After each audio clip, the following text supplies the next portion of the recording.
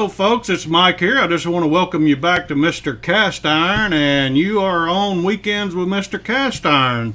So we've got a great show tonight. We've been looking forward to interviewing this gentleman, so I'll go ahead and get him on here. Hey, Mr. Eric, how are you, buddy? Hi there. Good to see you. Likewise, nice to be back, and thank you very much for having me here on your show. Well, you're quite welcome. Can you see the comment section up in the top right-hand corner? I believe so. It must be this little thing to click on my mouse that says comments. Let's see if I can type it. It's not letting me in there for some. Well, that's weird. That is First weird. time ever. I'm signed in through YouTube. Is that a problem? No, let me go. I got to make an adjustment here. We got something going on here. I don't know what's going on, but it's showing it's live, so I don't know. Yeah, it is. Okay. All right. Well, it's saying YouTube wouldn't let me make a comment there, but anyway, if everyone's in the chat room, if you can see our comment section here, just leave us a comment for Eric, and we certainly appreciate that. We're going to get started here. Eric, would you mind introducing yourself and telling us a little bit about you? Hi there. Yeah. Well, what can I say? I manage a YouTube channel called Cast Iron Chaos. I've been doing that for the past several years, and I'm also one of the moderators of a Facebook group, which is also called Cast Iron Cooking, which is just celebrated its 10th anniversary, and somehow we've managed to actually get up past 400,000 members on that Facebook group. So wow, that is awesome. That is totally awesome. So not bad for something that we're not being paid for, and everything is all just a hobby, and we are just out to have fun more than anything else. Yeah, sounds good. I pop in there and take what is it? Can you push that? I've tried to do that. I don't know what's going on with it. Okay. It's not allowing me to. He can't see private public. Can't see the comments. I don't know why it did that. That's strange. Okay. Anyway, let me see if I can. Little technical difficulty here, Eric. Give us just a second. It happens on live stream. There we go. We've got comments popping up now. Yeah. So that must have been operator error. You know, that happens sometimes. Oh yeah, you're right. Yeah. So somebody just commented. Oh, there we go. There you go. And There's bam! All of a several. sudden, we've got a whole bunch. Wow, look at this. We got Cam and Teresa with flour, eggs, and yeast. We got William Hurt. There's some good friends of ours down in Florida. They're flour, eggs, and yeast. East. Mrs. Cast Iron, that's certainly my sidekick here. We got Craig from Behind the Garage Barbecue. Good to have you. Grilling and Chilling with Coleman down in Texas, good buddy of ours there. Also, we got John, I'm not sure, but welcome. Welcome, John. Good to have you. Cam V's another friend of ours. What else we got? There's Cooking and with Stephen and Jacqueline. He's our moderator, so we certainly appreciate him. He's down in the island of Trinidad, so good to have him with us. Who else we got here? Cooking with this guy. He's over in Dublin, Ireland, so good to have you with us also, Stephen. So anyway, I'll quit rambling on, but we just want to welcome everybody here in the chat room, and everybody knows our how we do this, our format and everything. So if you guys have any questions for Eric, be sure and either put at Mr. Cast Iron where it'll highlight it so I can see it, or put three or four question marks in front of the question, and I'll see it, or Mrs. Cast Iron will, and we'll try to get the question up on the screen for Eric. But Paw Dan's popped in, looks like. We got Jeff with Tennessee Buck Outdoors. So, well, we got a group popping in here, so good deal. Paw Dan shows up every week on my shows, so it's always nice to see you. And I saw William Hurt as well. Yeah, good deal. You know, talking about that now, that's something I wanted to discuss with you a little bit.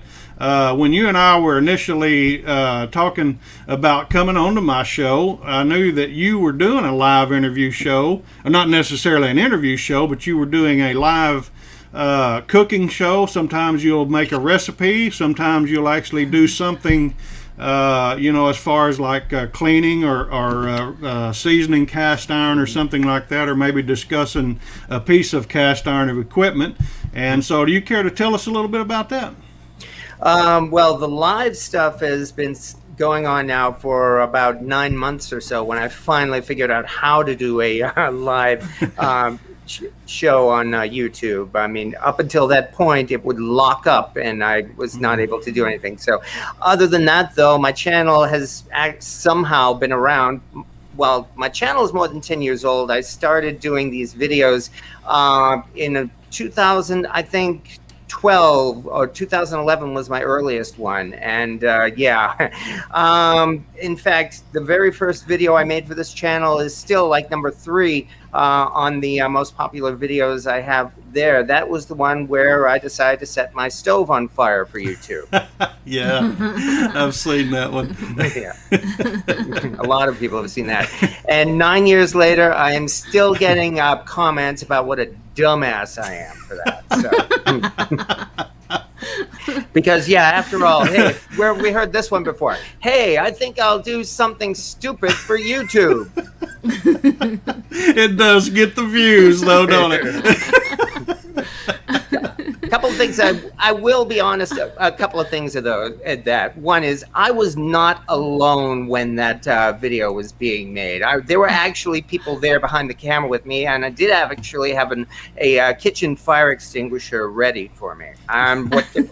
What can I say? It's like I had that idea because I was still learning how to cook in cast iron back in those days, and I was making one of the most common mistakes made when people are starting out with this hobby, and that is I had my stove temperature up way too high for just about anything I was making.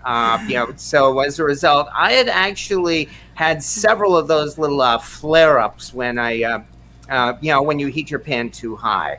And I was actually, I shouldn't say used to it. You can never get used to fire. But I was actually at the point where I was not too surprised to see those things show up. And so I thought, I'm doing something wrong.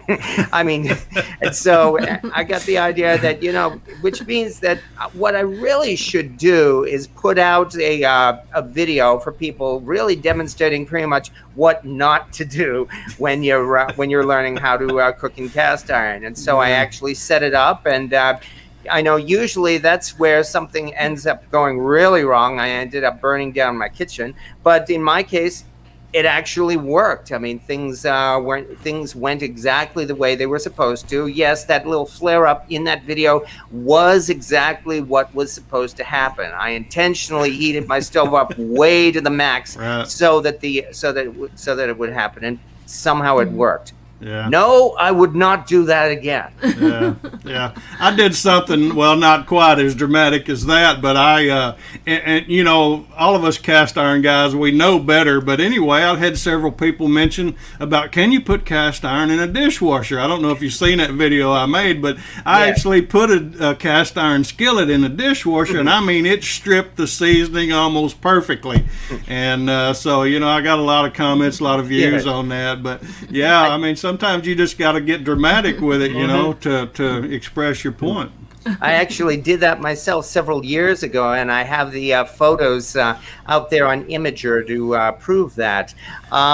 You also, about 10 years or so ago, that was when the flaxseed oil seasoning craze was really taking off, and it was that at that time I really wanted to test that out myself. I mean, especially the way the people pushing flaxseed just had this crazy attitude to them, as if this is really like the second coming for seasoning, or the best thing, or the best thing since sliced bread, and that really seemed to be a little outrageous. And so as a result, I actually did put together a series of photos, which again, the link to it is actually on my website. And among other things, I did take a vintage Erie and a vintage Griswold, and I did indeed stick them in the dishwasher. Mm-hmm. I should say, and then I'll go on about this. Mm-hmm. The reason why I did that was back again when the flaxseed craze first came out. Cooks Illustrated, of all magazines, one of those magazines that they claim to be a big authority on these type of things. They were blown away by flaxseed seasoning, and if you actually found the original article, they claim that they did take a cast iron pan And not only did they put it in the dishwasher and the flaxseed oil supposedly survived intact, they even used a squirt of professional strength degreaser before they put it in the dishwasher. And they say it came out without any problems. Well, it didn't work when I put it through the dishwasher, and I believe it didn't work for you either. No, it didn't. So I guess it's suffice to say that you're not a big fan of flaxseed, flaxseed. I guess you could say it's flakeseed. Yeah, that's exactly it. I mean, it looks great when you first put it on, but there are a lot of people who find that after some time, whether it's months or even years, the seasoning just starts flaking off, and so it's really not worth it in the long run. It's also too expensive. I mean, what is it, like $9 for a little bottle of that stuff? And what can you use it for? I mean, you can use it for seasoning cast iron, okay, but you can't cook with it. Right. You know? So not like good old vegetable oil or lard or bacon grease or Crisco. Absolutely. Let me welcome a few other people here. Eric, we got Grumpy Old Gringo Senior with us. He's a longtime fan of our show. We appreciate him being here every week. Looks like Billy with Strong's Adventures popped in here. The BBQ Shack. I can't remember the BBQ Shack's first name, but anyway, we always welcome you, buddy. And then we got Skip with Long's Quest has popped in. So bunch of guys, and a lot of these guys here that are in here are not only barbecue cooks, but a lot of them are also cast iron people. You know, they use cast iron quite regularly, so I know they're excited to see this, and I'm surprised that anyone hadn't even popped a question in for you yet, but I know Billy will. Billy's always good about doing that. Well, but you had talked about your cast iron and everything, and I see you got a big display behind you there. So that's awesome. That's one thing Teresa and I have. We have a problem where to keep cast iron, Everybody seems to have that issue. There's a long-running joke about this hobby that we call cast ironitis. It's like you're stricken with this disease that just causes you to collect more and more of these things. And so we've got like a running joke here. It's like if your cast iron collection weighs more than your children, you might have cast ironitis. I love it. If your idea of a 12-step program is having to take 12 steps to move past all the cast iron in your home, you might have cast ironitis. Yeah, I love that. Man, you need to do a video on that. You need to do the 12 steps. You might be a cast ironitis if. That would be awesome. I love that. That's really good.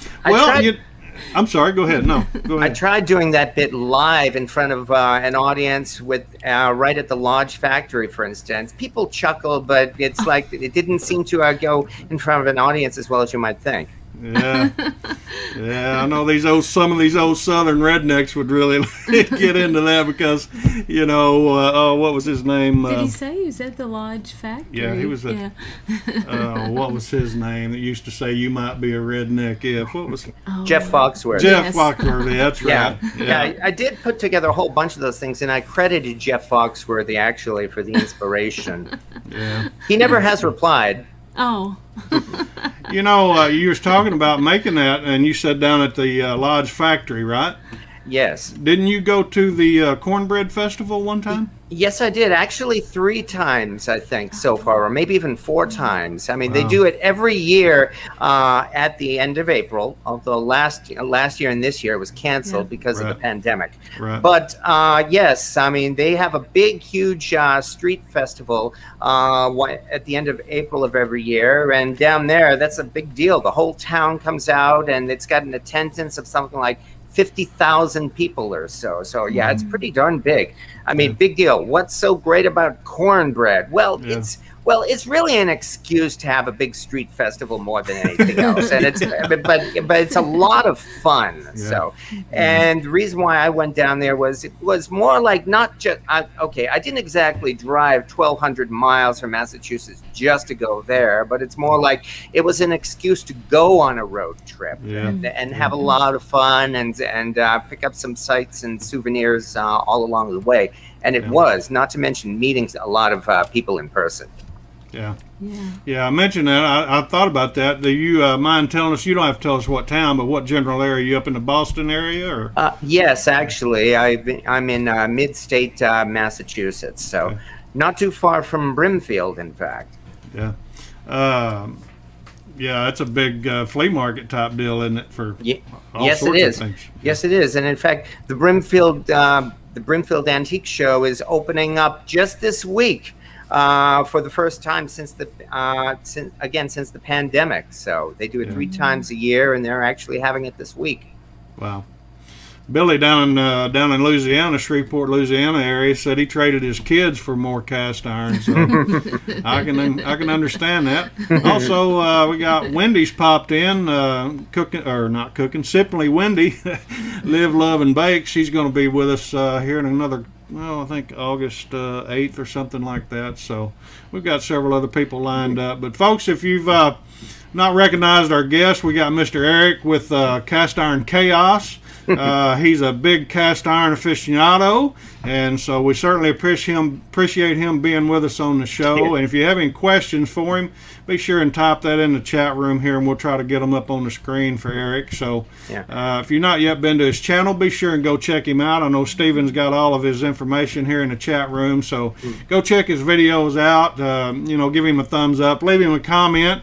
If you've not yet subscribed to his channel, I know he'd certainly appreciate, another subscriber or two. But tell him you've seen him on Mr. Cast Iron's channel, and I know he'll appreciate that. So I'll be the first to admit I'm something of a cast iron nerd.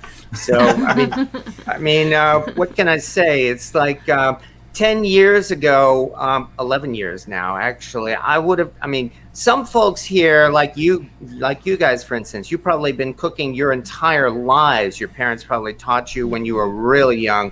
Up until only about 10 or 11 years ago, I would have told you I couldn't cook to save my life. I'm just one of those people who, again, could barely work my way around a microwave oven. And my mom would tell the story of how when I was young, I actually burned spaghetti before it came out of the water. So, and then quite literally, I was having a big upheaval in my life. Personal stuff happens to everybody, and just like that, I was inspired to learn how to cook, and I put all this down on Facebook, actually, so I even have the date. It was something like December 16th, 2010.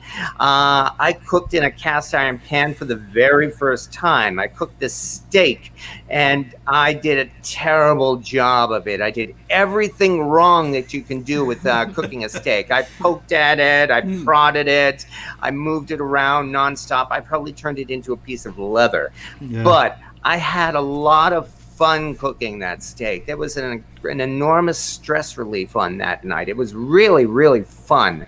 And from there, I was interested enough that I started doing a little bit of research, like a good geek, on cast iron, and learned about its history. And boy, is there a lot of history. And I was hooked. And it just started from there. So well, before we get into your channel, and I've got a few questions I'd like to ask you a little bit about on that. But before we do, now you said it's been about 10 years ago. How did you come across your first piece of cast iron and start cooking your leather steak? It was a wedding present, actually. Really? Back then it was given as a wedding present, and we completely ignored it. We received a large cast iron pan, a 10-inch skillet, and on the bottom of that skillet is the Bass Pro Shops logo. So now I call that my redneck pan. Anyway, we received that as a wedding present, and we did absolutely nothing. We stuck it in the back of a cabinet and completely forgot about it. And then at that time, again, around 2010, I was cleaning out with the lady I was with. I was cleaning out my kitchen, and we came across that cast iron pan. It had sat there in the back of that cabinet for 8 years, and it was orange with rust. And she told me, "Oh, that's cast iron. You better keep that." I said, "What, that?" And yes, and it was largely because of that I was inspired to try using it for the first time. And like I said, again, I still have that pan, and it is definitely not rusty now. I've since put several years of use onto it. I was going to ask you if it was all rusty and orange. Was it ruined? Not at all. So that was when I first learned how to clean rust off of cast iron. So, and there are so many ways to do that too. It's actually pretty easy. I mean, it does require some elbow grease, yes, but there's really nothing magical about it. I mean, you can just use. If I remember right, all I did was I made a slurry of some salt and some olive oil, I think, and scrubbed it briskly. And that worked. But if you if you just have light rust on your cast iron, like say for instance, if you've got a dinner guest who says, "Oh, I helped you and I scrubbed off all of that grit off of your cast iron pan," you see that one, the one that's soaking there in the sink, and you pull that out of the sink and it's got a lot of rust over it, and you say, "Oh, thank you very much." Yeah, I appreciate that. Yeah, fortunately, that kind of damage is pretty easy to clean up. Even like things like regular dish soap will help clean up just very basic rust off of cast iron like that. Well, I got a couple questions from our guest here, Paw Dan and Billy with Strong's Adventure. Billy says, "What piece of cast iron do you have that would be the holy grail of cast iron?" And he says, "Oh, by the way, he loves your cauldron that you have." Yeah, well, you may have answered that question already as far as a holy grail goes, but I cannot say I have one single piece of cast iron that's my absolute favorite, because it really depends on the situation you're in. I mean, after all, if you want to cook a steak, you want to get yourself a nice, thick, heavy cast iron pan. If you want to do a stir fry, I love doing it in a cast iron wok. If you want to make some jambalaya, use a Dutch oven, or even that cast iron cauldron. There's really no one single answer to that, and also it depends on what you are fond of doing. I mean, what I like cooking is not necessarily what everyone likes cooking. I don't do a lot of seafood, for instance, whereas some people cook almost exclusively with seafood, or vegetable dishes versus meat, for instance, or baking rather than frying. So it's really it's really your personal preference more than anything else. I mean, I have several skillets. I mean, ranging all the way from a tiny little toy skillet up to a 18 or 15-inch monster. So. And as I said, it really depends on what you're going to use it for. I guess, if anything, I would like to say I do my best to use as many of my pieces as possible. It's not easy, but I'm doing my best not to be a hoarder, mostly. Yeah, I understand. I hope. I understand. Teresa keeps telling me, we ain't got any room, and we need more room. But, boy, my thing just jumped there. Where did I go here? There's the question there. Yes, From Paw Dan says, do you wash your pans in cold water or hot water? And about what temperature do you heat the pan to dry it off? I use maybe warm to hot water myself when rinsing it, when scrubbing it off in the sink, and I use a chainmail scrubber. And yes, you can use soap to clean cast iron, but you don't have to. I usually don't. I'm happy with just using my chainmail scrubber, and then it only takes a few seconds to scrub it off. I put it on my stovetop, which is a cheap electric stove. I'm not lucky enough to have a gas stove yet. And then from there, I heat it up maybe about just about low to medium. So just under halfway, not even that, maybe 25% to 30% on the stovetop burner, and just leave it there and usually forget about it. So that about 15 minutes later or so, it's hot and it's bone dry, and then I turn off the heat and just give it a very quick rub over with a rag with a little bit of Crisco on it, and it's done. Yeah, it's that easy. Lana with Pinch of Cooking's popped in here. We interviewed her not too long ago. She's out in the Jersey area, so good to have her. We got Miss Margaret's Making Bake. She's from the United Kingdom, so good to have her with us. Big Lou Barbecue is a good friend of mine down in Louisiana. We just interviewed him the other day. He says, hello, I'm driving, listening like radio. Love the Chaos Channel. So good to have Lou with us. Nice to see everybody. Yeah, I've recently learned or tried a lot of British dishes for the first time, and I've enjoyed a lot of them. So despite what they say about British cuisine, most of it I found to be really wonderful and delicious. Yeah. I've got Eric's Barbecue and more. I've been talking to Eric a little bit. I'd like to interview him before long.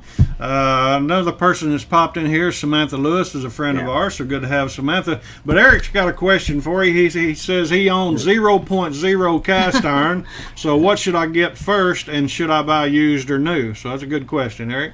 Go to Walmart or maybe even TJ Maxx or Marshalls or something and get yourself a large 10-inch cast iron skillet. They are cheap. They can be found everywhere, and it's great for you to use to learn how to cook in cast iron. I mean, a large skillet is. Everybody here will tell you it's probably the best modern day cast iron that is being made today. And again, it's available everywhere, so you don't have to hunt for it, and you don't even have to clean it off. You could start using it right when you take it home from the store. Yeah, Teresa went to their grocery store. We live in a little town of 3,300 or 3,700 population here in northeast Arkansas, and she went to the grocery store yesterday, and she sent me a picture. She texted me a picture of an end cap in the grocery store aisle that had a Lodge display. So our local grocery store now is handling Lodge cast iron. But now that you mentioned that, let me see. Pawpaw Dan said we got several of us North Louisiana people watching. He's from North Louisiana too, so good to have Pawpaw Dan. But you mentioned something that made me think. Now, Lodge certainly is made in America, but now there's other cast iron that is made. Is that not correct? Yes, there is. There's Asian-made cast iron, European cast iron, even cast iron for, like, say, South Africa or India. I don't own any pieces from India yet. Yeah.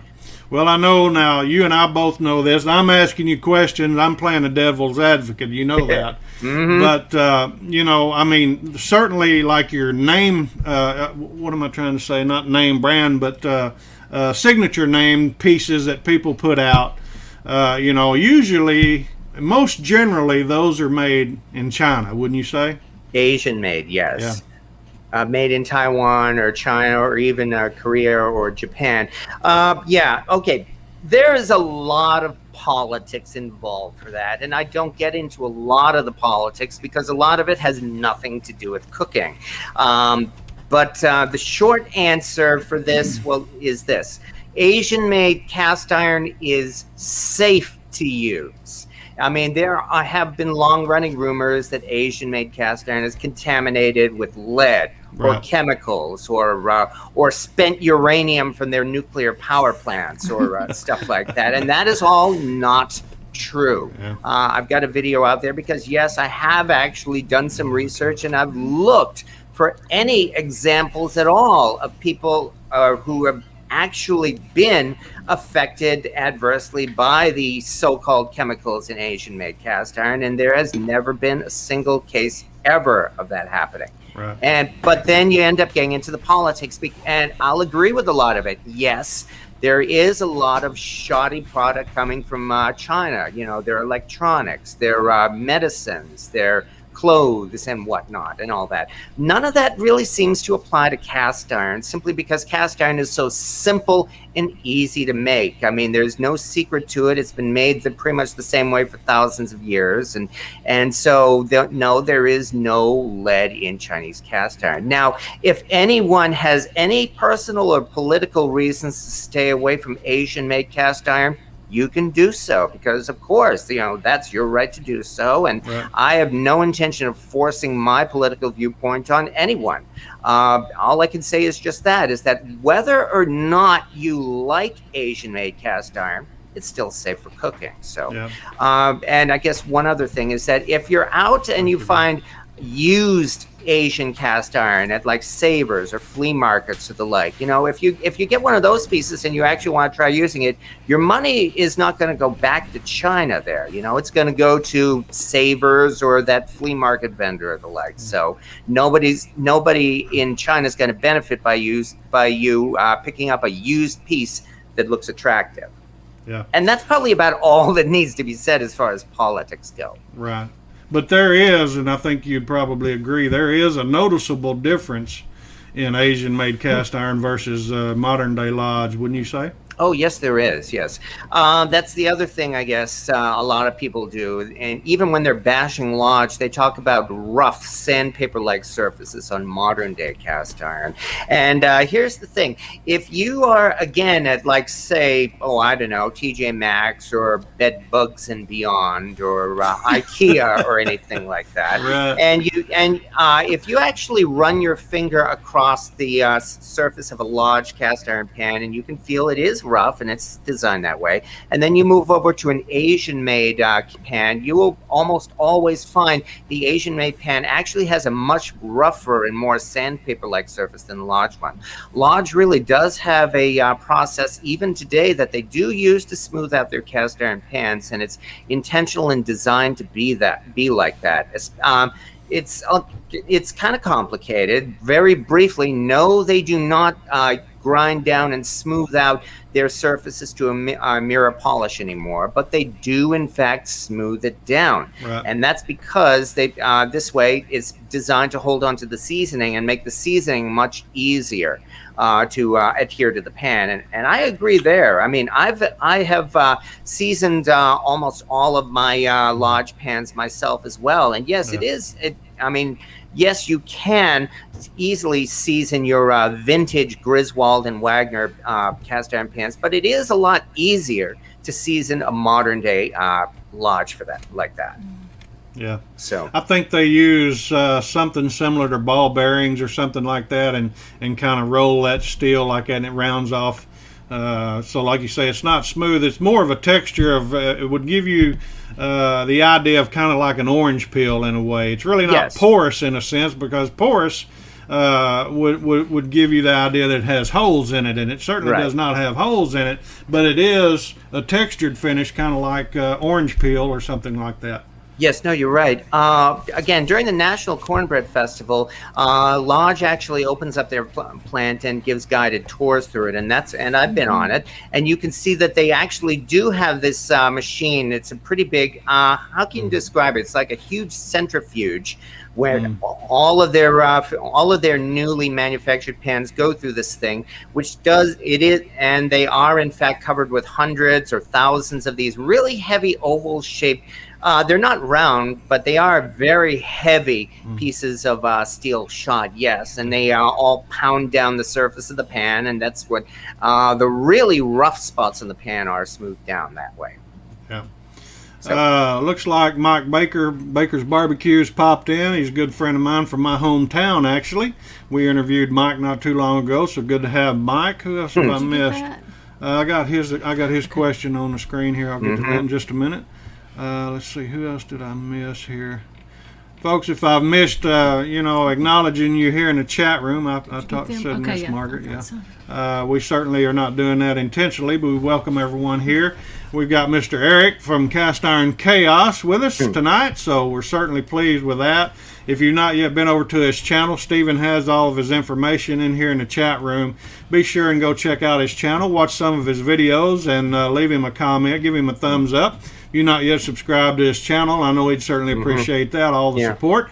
And likewise with us, if you're not giving us a thumbs up on this video yet, we'd ask that you do so, and we certainly appreciate that. Paw Dan says, Eric, what piece of cast iron that you don't have but you'd really want?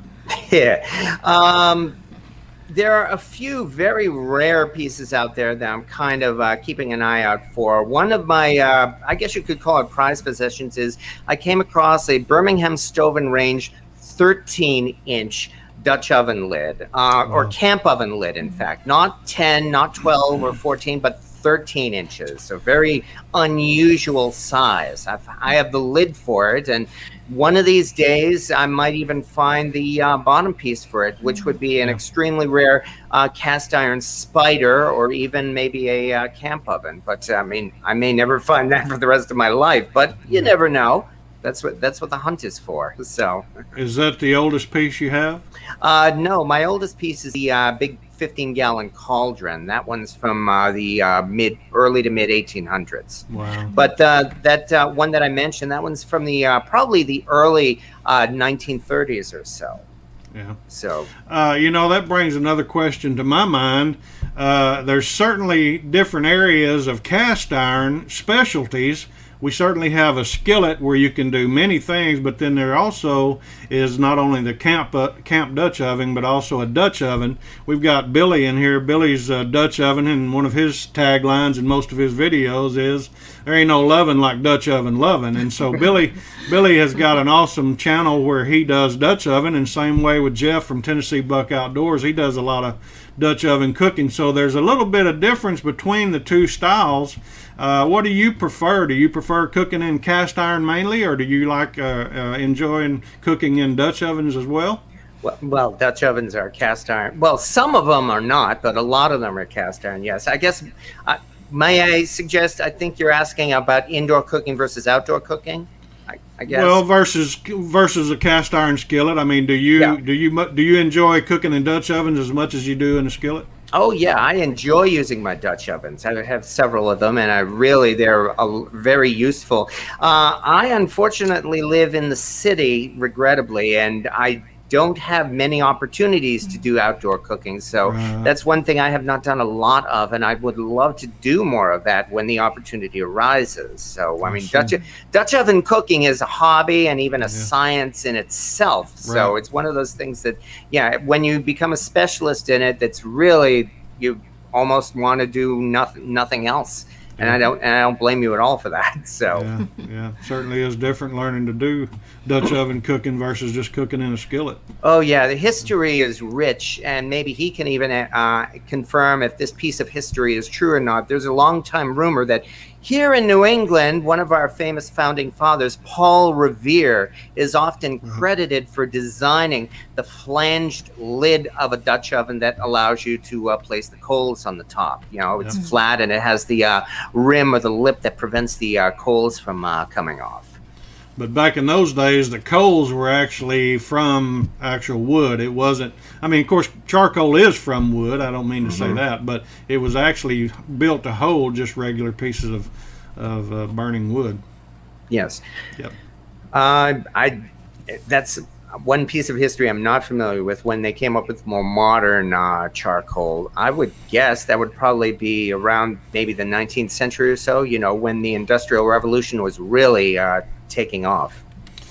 Jeff, Tennessee Buck Outdoors says, yes, it is. Paul did do that. So, yeah. Let's see. Eric says, I used to do a lot of Dutch oven cooking in Boy Scouts. We made everything, including apple pies. So, there is one big gathering they have every year, the National Dutch Oven Gathering. And I have been to a few of those as well, although it's been several years as well. They are something of a nonprofit organization, and basically they found this big, this big cooking gathering. They held it in a different place across the country each year, and encourage everybody to go there and, what else? Cook for a weekend. Bring your Dutch ovens and have a great time cooking. And they cook everything in that: breakfast, lunch, supper, you name it. They've made it in those Dutch ovens. They've even made ice cream in a Dutch oven. Yeah, Jeff just posted in here, Ford made charcoal, and that reminds me, he's absolutely right. When they ship parts to Ford factories and foundries, mainly up north in Michigan and different areas up in that way, Ohio and different places, Ford wouldn't waste anything, and he took the lumber from all of those things that was shipped to them, and he helped to create charcoal. And so over here in the Ozarks where we're at, we're just on the eastern edge of the Ozarks. Farther west here in Missouri, just across the Arkansas line into Missouri, Roll Oak is over there, and I think Kingsford makes some stuff over there too. So we've got a lot of places, that. Yeah. Did you hear him? What? They made ice cream in a Dutch oven. Yes, they Ice cream? did. Yes, they did. Wow. So that was pretty interesting in itself. So in that case, that was really where they took a Dutch oven and filled it with ice, and because of course you had to do that, and then just used the ice cream, placed their ingredients in the center, and churned it around really good to produce ice cream. So, as far as outdoor cooking, though, I will say, at least if nothing else, and this is one reason why, many reasons, but one reason why I'm glad I got into this hobby is I learned how to use a coal chimney. Coal chimneys are wonderful, and believe me, when you use a coal chimney, you will throw away those little cans of lighter fluid and never use them again. Yes, absolutely. that's right. Yeah. And I'll tell you that you can. They have tumbleweeds and different things that you can light them with, but I tell you what works just as well, and I use it all the time, and that's just a piece of paper towel wadded up and wrapped in bacon grease, and just light it, and it'll light your charcoal just as well as anything. I was going to say those toilet paper Well, I holders. use toilet paper holders. We leave those, or like paper towel holders, a cardboard in there. I mean, don't throw those away. Those are perfect for putting between your Dutch oven lid and your Dutch oven to keep moisture out. You can keep a space in there and it gets air through there. So, your paper towel holders and toilet paper holders are certainly handy. And any cotton that you get out of like a prescription or vitamin bottle, you can use that cotton, soak it in bacon grease, and it'll help light your charcoal real good. Having me save some strange things. Yeah. Well, But anyway, Jules has popped in. Julie Gilpin, good to have her. Uncle Steve's barbecues popped in, so good to have Uncle Steve. Now, Miss Margaret over in the United Kingdom, she says she seen cakes made in the Dutch ovens, and she's wanting to try that someday. Have you made cakes in yours, Eric? A couple, yes. I have to admit, once I got myself a cast iron bundt pan, I've made most of my cakes in that. So that's something of a story in itself, because the bundt pan used to be, and in a way still is, one of the rarest pieces of cast iron you can find. I mean, only because that bundt pan in particular, it's like Lodge stopped making the cast iron bundt pan somewhere around, what was it, the 1990s or so, and they were the very last modern day maker to make those. I mean, for a good couple of decades, no one made cast iron bundt pans. Not Asia, not Europe, not the USA, no one. And because of that, the prices of those things skyrocketed, especially on eBay. Oh God, I've got some nasty words to say about eBay, but not here. But I mean, it's like you could see cast iron bundt pans going for hundreds of dollars on eBay. And then a couple of years ago, Lodge re-released the bundt pan. They called it their fluted cake pan on a limited basis, and that at least helped to. It didn't exactly crash the market for vintage bundt pans, but it brought it down to a much more reasonable level. Although the prices are probably going to be going up again, because that fluted cake pan has been discontinued and will probably we won't see any more new ones for another few years yet. But anyway, I do love making cakes in that bundt pan. I mean, they look beautiful, and they're really artistic, and it's actually pretty easy, as I've found out, to use a cast iron cake pan. Yeah. Let's see. Papa Dan, he says, Mr. Cast Iron, with the way that you save things, you sure you're not from Louisiana? You'd fit right in with us country boys down here, yeah. And I'm the opposite, very OCD. Hello to all you folks down there in Cajun country. Yeah, and yes, if I ever come down there to Louisiana, I do indeed want to try your swamp rat. Seriously, the what do they call those? The nutria swamp rats. I mean, there are a lot of foods yet that I've tried and have really enjoyed. Some I have not yet tried, and I've said many times I would indeed try swamp rat if it was properly prepared and cooked. BBQ Shack says, okay, so I yell at my sister for putting down paper in the cast iron when she makes pizza. Wouldn't it be better not to? Let me know. Just seen a video you did with Motomac, and you did the same thing. Maybe I'm wrong. Are you talking about like parchment paper? Yes. A couple of weeks ago, I used parchment paper to make a cast iron pizza. That was probably the first time I did so. I mean, before that, I've just simply used an oiled pan, and my pizzas have, all of them have come out just fine. The parchment paper worked actually pretty darn good. And pizza dough is one thing I'm still practicing. I mean, as I mentioned already, I am an amateur. I am not a professional cook or a chef.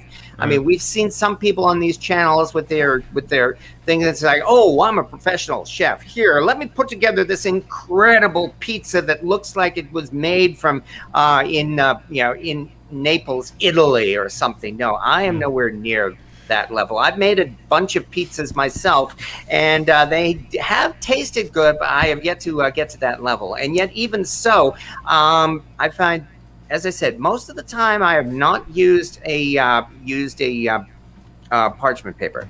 I don't think there's anything wrong with using it. I mean, the important thing is if it works, use it. Yeah, we've used parchment paper in our Dutch ovens quite a bit. That and pecan pie. It works perfect. You know, it just helps kind of keep things a little neater and cleaner. You can clean up easier. But now, you was talking about that pizza, Eric. I mean, you probably know this as well as many people in the room here, but you can take your cast iron skillet, preheat it naturally, and bring it out and just sling some cornmeal on top of your skillet, and then put your dough in for your pizza, and that'll help keep it from sticking. And you're good to go there. Yeah.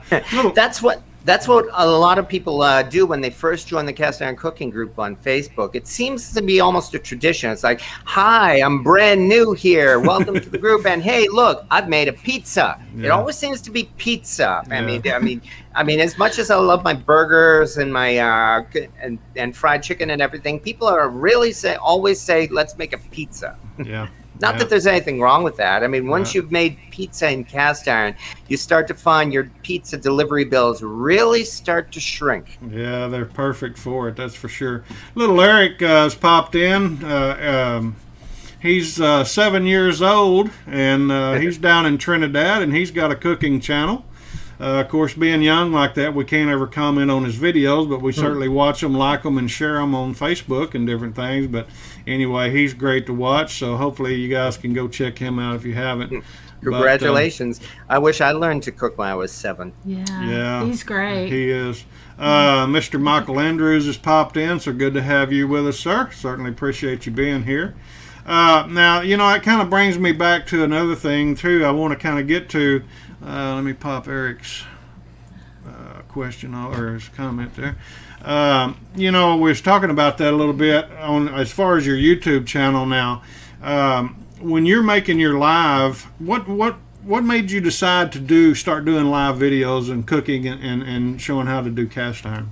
I guess partly because I had not done so before. I've seen a lot of these other live shows, such as yours, and you folks all seem to be having a lot of fun doing these things. And not only that, it's also, I will admit, a nice way to put regular videos out on the channel as well. I mean, it does take a couple of days, sometimes more, to produce these carefully edited videos, and I'm very proud of those. And so on one hand, being able to simply put up a live video, well, that does help, just put stuff out on the channel. But nonetheless, I don't want it to be cheap. I do want to try to be as high quality as possible. And that's one thing I've learned about doing these live videos, is that you never know what's going to happen. And of course, fool that I am, I decided to do one of the more interesting ways of doing live, and that would be cooking live, where you get to see all of my mistakes, and boy, do I make a lot of them, and all of my little flubs and delays and blunders and stuff, things that you do not see in those carefully edited videos. Absolutely. I have not yet set my oven on fire on a live video. You know, but that's a great thing, you know, just like when we initially started this show, you know, we had problems with StreamYard for me getting my comments up here. It was mainly my fault. Well, it was my fault. It wasn't mainly my fault. It was my fault. But anyway, you know, it's interesting to do. But, you know, even regular videos, you know, they're, like you said, these carefully edited videos. What was some of the videos that you had the most fun making since you started your channel? Yeah.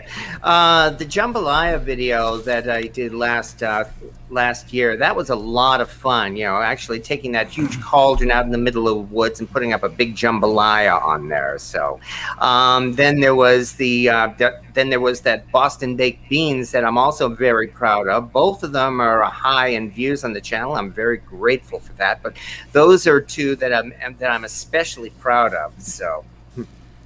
I guess as far as my favorite videos, I think the ones probably where the dishes turned out the best, and those are ones again I can really call my own, such as the one where I made an apple pie in the cast iron bun pan. Mr. Eric says, "What cast iron do you buy to make pizza?" Well, I mean, I'm sure Eric will agree with us, but pretty much any kind of skillet or something like that, depending on what size you want. You can make them any size you want. Cast iron's perfect for that. Cast iron has a pizza pan. They do actually have one. A Or flat griddle. Lodge has a cast iron. Yeah. Yes, they do. Yeah, they've been producing a pizza pan for several years. That one has a rim or a bit of an edge around the end of it, and I'm sorry, a ridge around the edge, the outer rim. However, only in the last year or so, they produced a newer pizza pan that is completely flat. Yeah. So, and it's very slightly bigger too, 15 inches or so. But of course, like you said, you can use any cast iron pan, and that's why most of my pizzas I've found have been made in my 14-inch Birmingham stove and range. I've got this really big number 14 skillet that I have nicknamed Stumpy. And I've brought old Stumpy out. Oh yeah, that's another thing. If you give your cast iron nicknames such as Big Bertha or Old Smoky, you probably have cast ironitis. But yeah. Anyway, number 14 BSR I call Stumpy, and it is a wonderful pizza pan. I've made a whole bunch of pizzas in that one, which have turned out okay. I have yet to do a world-class pizza, but the ones I've done in there have turned out pretty good.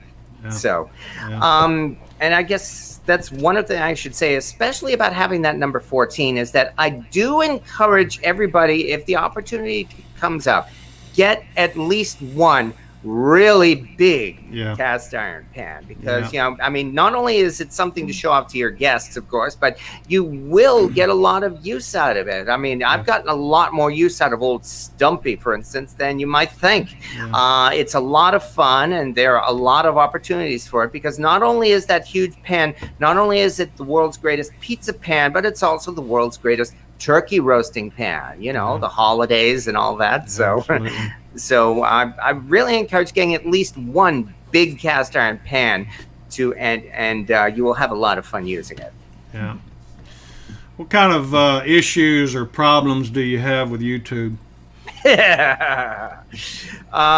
Getting flagged for copyright every time I try using public domain classical music on my channel, for one. The comments in YouTube. Oh, the comments. Get out your popcorn. I'm just here to read the comments. Pretty much. But on the other hand, everybody has that same problem, and I know you do too. No matter what you make, no matter what kind of video you put out on YouTube, somebody's going to start coming out and bashing you for it. I mean, I've been accused of being a racist for some of the videos I've made on my channel. But again, I'm not even going to go down that route. No, this is not the place for it. So. Yeah, and thumbs down. Now, Teresa, it doesn't bother me. It bothered her for a long time. She said, why would somebody give you a thumbs down? Or like if we're watching someone that we love, some of our channels, that we're constantly following, she'll say, why did they give them a thumbs down for that? But, it's going to happen. Some people just don't like your stuff. They just don't like you, Yeah. So, that's a great thing. That's where the drama comes in, and again, I'm not going to get into that. I have not been a fan of drama and gossip, and we hear all too much of it. So yeah, you and I were talking off stage before we started.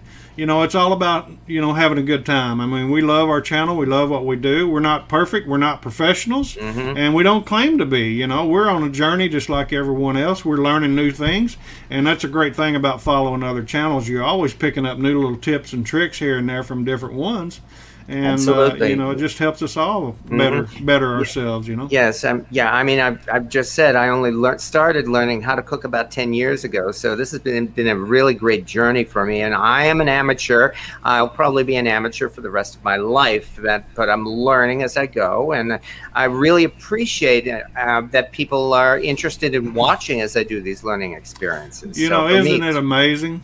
I mean, that just blows our mind to see how many people watch our stuff and subscribe. We don't have near the subscribers you do. We're growing, but it's just amazing that, we have an audience like that that's willing to listen, to what we have to say. And, I mean, it's humbling to me. And Pawpaw Dan says, Eric, how would you remove a burnt cotton hot pad from the underneath side of a well-seasoned griddle without removing the seasoning, that is? Oh. I don't think that's going to happen, unfortunately. I mean, you can try using a scraper or a razor blade or the like, but chances are you're probably going to have to completely strip the seasoning off of that pan and re-season it, unfortunately. Yeah. Billy says, I'm sorry. Go ahead. I'm sorry. Oh no, I was kind of joking and saying, well, you could try burning it off, but then that brings up another subject that I'm sure has been brought up in your channel as well, and that is the old legend. And I heard this too when I was first starting to learn how to use cast iron. The old legend is that, that rusty pan, yeah, well, what you do is you build yourself a big fire, see, and you just toss the pan in, and it'll burn off all the rust, and it'll be as good as new. Yeah. That is that. I mean, we could spend an entire night just talking about that, and I think we'd rather talk about something else. Turn a brighter shade of orange, won't it? Oh yeah. Billy says feeding a bunch of folks out of a 14-inch deep Dutch oven seems to impress folks. Doesn't it though? I like that. Yeah. Oh, yeah. One other thing you can use that big, huge cast iron pan for. I love making giant cookies in old Stumpy, in that cast iron skillet. I've done a number of those, and some of them I put in videos. Oh yeah, they're so easy to make, and they are just so wonderful too. You impress people too. Boy, do you ever impress them! And believe me, I have never ever going to buy one of those so-called giant cookies from Wally World that cost what do they cost? $10, $15 for something that looks like it was made in a 10-inch skillet. So Lana with Pinch of Cooking is in here with us. I think she's still in here. But anyway, she recently posted a video where she made a big cookie in a cast iron skillet. So it's just, I mean, there's there's no end to what you can cook in them, is there? It's that's one of those things that really makes a great project to make with your kids, because and besides, when your kids take part, they're much more likely to actually eat it afterwards. Yeah, no doubt about that. Well, we talked a little bit about one of the things one of the favorite things you like to make on your YouTube channel. What was one of the hardest videos you had recording? The hardest ones I've had to do. I apologize for the delay. I'm just trying to very quickly go over that. Let me see. I guess maybe because I'm such a fan of doing easy videos. Maybe some of those roast turkey videos that I've made for Thanksgiving each year. I think only because it takes a while to do it, unfortunately.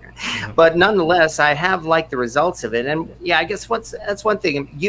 Making roast turkey in cast iron, I've been tweaking that recipe every year for Thanksgiving, and each year it seems to get simpler and more basic. I don't mean just because I'm getting used to it, but I mean the actual procedure seems to be getting much simpler. So, but it has taken a while to do those. Yeah. So and I'm glad Eric brought this up. We do have many Erics in the room tonight, so it's kind of confusing to me a little bit, and I certainly don't want to misquote anybody, but Eric Barbecue and More says, I've seen on TikTok a lot of folks polishing cast iron to a mirror finish. Have any of you done that? And it says it looks cool, but I'll personally answer that first. I do not polish anything. I cook and season everything, mainly by cooking in it. But anyway, I'll let Eric touch on that. But yeah, we're talking about to grind or not to grind, and you're absolutely right. It does look cool. I mean, there's no denying that. You polish it to a nice mirror finish, and it really looks wonderful, especially on a YouTube video. Though on one hand, a lot of those really, really polished skillets, they're very difficult to season over, and you find that over time, as you try seasoning it, the seasoning just does not look even. It looks uneven, and it's got blotches, and it really doesn't look that great. So also personally find I have never had a need to grind down a cast iron pan, even a modern day Asian cast iron pan or a Lodge cast iron pan. I can still cook on those and get a nice non-stick finish with no problem.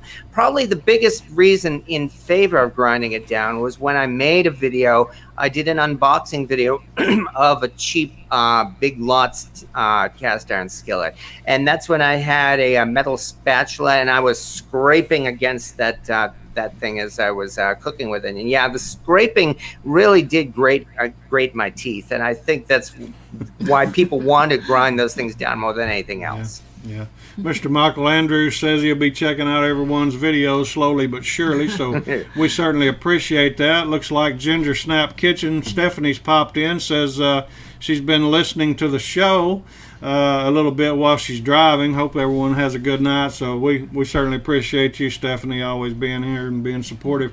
But that brings me back to another point. Now I know we said you said we could talk about this all night long. We're already at 1 hour, if you can believe that. Are you able to stay with us a little bit longer? Sure. Okay. Now, on the fire part, let's just touch a little bit on the reason why you don't want to throw it in a fire. I mean, is it because you can't regulate the temperature, or why would you say it's not wise to throw your skillet in a fire to try to burn off any crud or seasoning like that? That's the biggest reason. Yes, it is indeed possible to damage your cast iron pan, permanently warp it, or even crack it if you throw it into an uncontrolled fire that could get too hot. And here's the touching point, is that it's not going to happen every time. I mean, there is a chance that when you use fire to clean your cast iron, there's a chance it could be damaged. The chance is small, but it could happen.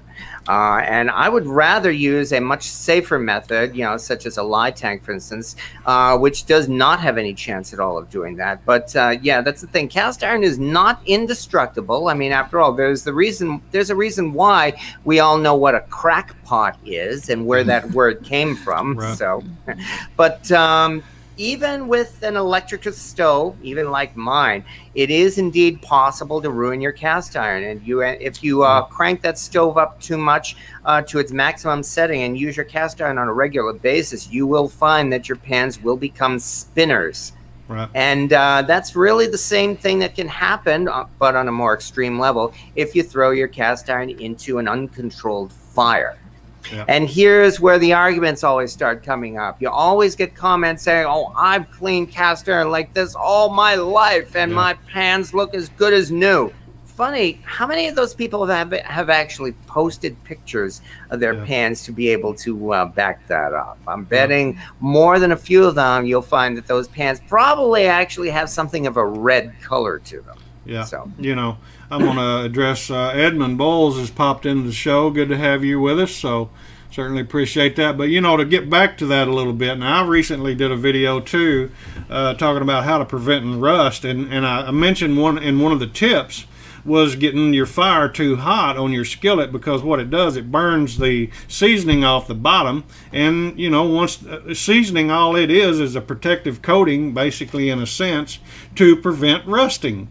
And so once you get it so hot and you burn that off, then it's unprotected and it will cause rust. In the same way in a fire, if you put it in an uncontrolled fire at no telling how many degrees, I mean, it's not like you put it on a gas grill and regulate your temperature, or in an oven and regulate your temperature to season something. If you put it in a fire and you burn it off, like you were talking about earlier, it turns a funny shade of orange, and kind of like grinding and sanding on cast iron, it also kind of prohibits it from actually receiving seasoning from that point on. You have trouble seasoning that spot where it got too hot. Yes, the texture of the metal itself is in fact changed. It's not like transformed, but more like damaged. And some people have actually gone as far as posting pictures of fire damaged cast iron put into a microscope, and that's where you can see that the cracking and the damage to the pan really goes down to a microscopic level. And it's for that reason that I have a couple of fire damaged pans here in my kitchen, yes, and they will not completely season. They can never look like they're brand new anymore. I mean, you can put them through electrolysis for a week, which I've done. You can season them 5 or 6 times in the pan, I'm in the oven, which I've done, and they still look terrible. They still look like they've got some residual rust on it, and the seasoning just does not stick to it. Yeah. So I've got one that a friend has brought me to take care of or try to fix the best I can that was actually in a house fire. I made a little short video on it about can you run cast iron, and I displayed that particular piece. And so once we've started slowing down where I work, which hopefully from here on out until in the fall we'll kind of slow down, I'll be able to start producing more videos. And that's one of them that's in my queue to do, is to try to take that one that was in a house fire and show everyone the best that we can do with it. But I hope we can do him some good, because his grandmother's. It was his grandmother's skillet. Yeah. One. Let me see. A while back, somebody asked about cast iron that I don't have yet, and this kind of is a part of this thing. Is that a few years ago I managed to acquire not one but 2 BSR number 12 size Dutch ovens, because I really wanted to use one of those big monster Dutch ovens that they made, and both of them had fire damage. They had, I think the seller must have salvaged them from a house fire or something. One of them was damaged to the point where I could not season it anymore, and that had to consider a loss. The other one is actually good enough to use, and I have been using it. In fact, I mean, it's still a spinner. It still spins like a top, but fortunately, it's not at the point where the seasoning does not hold. But even so, one of these days, I would like to find a nice Red Mountain series BSR number 12 Dutch oven, preferably one that isn't fire damaged. Pawpaw Dan says he watched one of my videos about a month ago. Said his daddy went into the hospital the next day and got out this weekend, enjoying your live show. Well, we appreciate that. He said Eric knows that I enjoy his shows as well. So thank you, sir. Appreciate Congratulations, Pawpaw Dan. Really glad to hear that. Yeah, absolutely. Well, I'll tell you what, if you don't mind, let's talk a little bit more about your channel. I know we all have just a limited amount of time. We've got 24 hours in a day. So I know we all have trouble watching other videos and other channels, but do you have any channels that you enjoy watching other than some of the folks that's in our chat room here? Oh, well, there's Mr. Cast Iron, I guess, but... Hey, send him to get his address. Yeah, I know. Is my nose turning brown? We'll have you back on here soon, okay? Yeah. Let me see. Some of my favorite channels. I do know that there's one guy who does a weekly video. He's been every week, every Friday for like the last 10 years or so. This guy who calls himself the Root Boy Cooks. Yeah. I'm not sure. I forget if you've had him on your show or not. No. Oh, yeah, definitely look him up. I mean, I'm sure he wouldn't mind being on your show. But yeah, he does he's got his own barbecue pit in his backyard, and every Friday without fail, he does another video in which he cooks something wonderful and drinks a beer. Yeah. So, let me see. Cast iron. I do know that there's one. Oh God, I swear my mind is going blank or the like. So, I mean, there are some other videos where they really get into cast iron collecting and seasoning. A lot more than the cooking, it seems like, but I guess that's only because that's what they prefer to do on their channel. Yeah, oh yeah, like for instance, the guy who does cast iron cookware, that's his name, Steven Strawn. Yeah. Yeah, he's got an amazing collection of BSR in particular, for instance, and he's really done a great job showing that off. So and likewise, there's one other collector. She is kind of like a collector and a seller as well. I think she calls herself Lady Liberty Stacker. That's right. So yes, it is. Yeah. As far as the cooking channels go, I've been following this guy who does not cook exclusively in cast iron, but I think he's done a great job. And his channel, I feel he's probably going to explode soon. I'd really encourage it. This guy who calls himself Omnivorous Adam.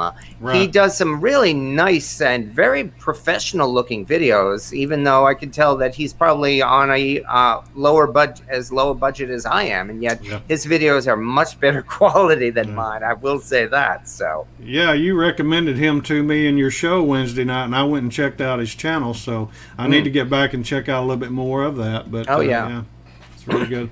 Billy says, not sure if anyone knows this, but trash day is the best day to collect free cast iron that people don't know how to use it and take care of just to reseason it. But you know, that's true. You can pick up a lot of stuff at flea markets and estate sales and yard sales and whatnot. Well, here in the city, of course, the professional trash pickers usually get everything before you even get up in the morning. But on the other hand, there are some flea markets, where the trash pickers go. And yet, on the other hand, yes, that is where you can find some of the best stuff. You never know. There is a small flea market only a few blocks from where I'm living that's been there for years, and it's well known that a lot of, again, you could say it's almost like a garbage dump in that I would not bring kids there. Yet, I've made some pretty good scores in that place. Once I actually found for $3, because the guy really didn't know what he had, a number 12 size Wapik. So that was a nice score, I will say that. So Edmund Bull says Cowboy Kent Rollins. I think everybody watches Kent. Cast iron cookware, that's Steven. So Pawpaw Dan says Old Man Speaks is an interesting channel as well. So, you know, on your recipes, how do you formulate your recipes? Is this something that, you grew up cooking, or we said you didn't cook for the past 10 years, just started? Pretty much, yeah. Is this something that you get from maybe a recipe book or something that you've seen other channels cook and you think, well, I can reproduce that in my own way, or how do you come up with that? Well, I guess largely because I'm still an amateur. I've mentioned already, I'll always be one. But that also means there are so many things I have not tried yet. And it's like what can I say? It's like it's pretty much whatever catches my fancy. It seems like moving on from one thing to another. And that's why I've done videos, for instance, on making Vietnamese dishes, and then dishes from Mexico and England, and even down south.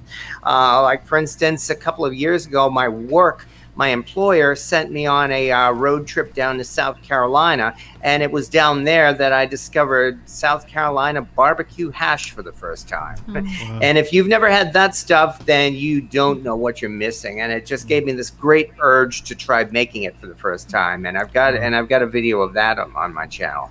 So you know what they say, eat locally. But that's a really good piece of advice, because you never know what you're going to find. Yeah, wow, that's cool. Hey, do you have any, of course, you certainly got quite a few subscribers. Do you have any goals for your channel? I guess really to just try to produce my videos on a more regular basis, unfortunately. I mean a lot of folks here seem to have made their channels into a full-time job, and you're actually trying to pull a good income off of it, and more power to you, and congratulations for doing that. Some of them have become a success too.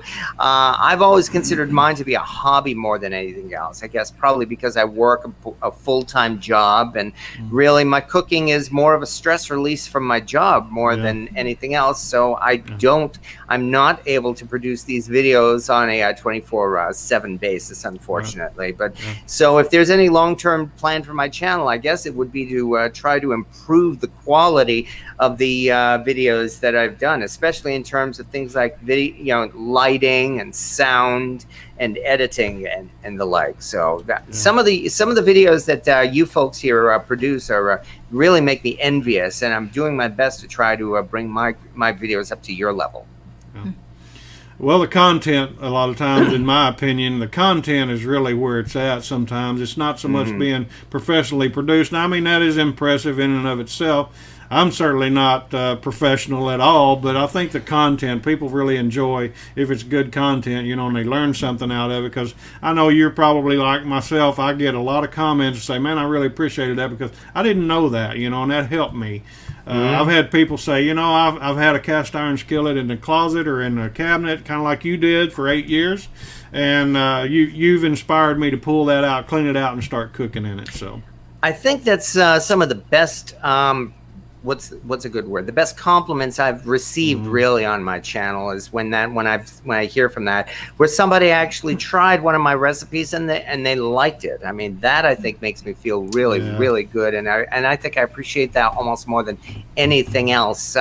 Even more, even though YouTube pays me and I actually do somehow make some money off of this, I think I really appreciate the compliments and the comments even more than that. It really means a lot, and that's what makes these YouTube things a lot of fun. I mean, cooking is fun, and I really enjoy the the stress relief and the way cooking, it just makes me feel good. I've said before, I consider cooking to be a type of meditation, because just that, it helps with stress relief, and it really helps calm me down. But making these YouTube videos really is a hobby in itself, and it's you folks out there who are actually watching this and commenting on it and, well, telling me that I'm doing okay, that really makes me want to do more of it. Yeah. Paulie Detmer says that's the beauty of food, so that's certainly true. Billy says that hog head cheese mold that you have is freaking awesome. So, that was an eBay score. Okay, one comment about eBay, I guess. I hate buying cast iron on eBay because it's almost always incredibly overpriced. I mean, if you browse eBay on a regular basis, every once in a great while you will find yourself a bargain. Usually the seller doesn't know what he's selling, and that's when you manage to get your hands on it. And that head cheese mold was actually one of them. I will say I paid probably about $30 for it on eBay, which is impressive because on eBay, most of the time you can see that thing selling for what? $100, $150? Of course, when I got it, it was actually coated with paint. And so I soaked it in the lye tank for about probably a month and a half or so. And then I gave it a lead test. And then after that, it was still a real pain to scrub that thing off. And there's this famous cast iron collector who runs several Facebook groups. His name is Jason Walker. No relation. And he's got a running joke in that this was so hard to clean. I'm never gonna clean one of these again. Until the next week when he cleans another one. I'm never gonna clean one of these again. Yeah. Pawpaw Dan says, if you go to Brimfield, are you gonna make a video? Absolutely. I mean, not only because, Brimfield has managed to survive the pandemic, it's also been a couple of years since that Brimfield video. Oh, that I had a lot of fun doing. And yeah, I would really looking forward to seeing what's happened now there at Brimfield after the pandemic. Yeah. Getting back to your channel, how do you record your videos? Actually, I have an iPhone, and that's done a lot of it because you can actually make some pretty good quality video with an iPhone. I found. I do also have a Sony Handycam. I do not yet have one of those nice, really $750 video cameras. I mean, it would be nice to find one of those. Maybe I'll get a bargain on one of those one of these days. So, I use that, and I have a Windows 10 PC.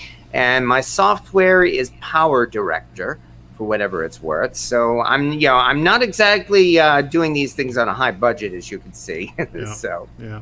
What kind of microphone is that you use on your live video? this I forget the brand of it, but I actually got this from Amazon. And is this thing in the video? Oh, it is. Oh, gee, it's been in the camera all this time. Anyway, I think I paid all of about $25 for this microphone off of Amazon. So, but it's a nice, it's a nice quality USB mic, and I think it was a good deal. Yeah. Let's see. Did I miss a question here? You know, they were talking about your mold, your hogshead cheese mold. I know another skillet that you brought out was the outline of the United States. I thought that was real cool. Where'd you get that? Yeah, that one, in fact, I just found last year on my birthday of all things. So I consider that a birthday present. Strangely enough, that one I found for $10 at TJ Maxx of all places. Yeah, I mean, I couldn't believe it either. So you better believe that's one of those things. Yeah, grab that, don't let it go, and run with it. So remember, I found it. Yeah. I found one. It was at what's her name? Where I went. The redheaded lady over in Oklahoma. Golly, what is her name? We got a skillet of hers in there. Pioneer Woman. Pioneer Woman. There you go. I found one. It was Drummond. $159 for the outline of the United States. $159 she had that. Yeah. So, Michael Andrews says GoPros are great. I've never used a GoPro. Have you? No, I'm. To be honest, I'm not even familiar with it. I apologize. Yeah. Told you I'm an amateur.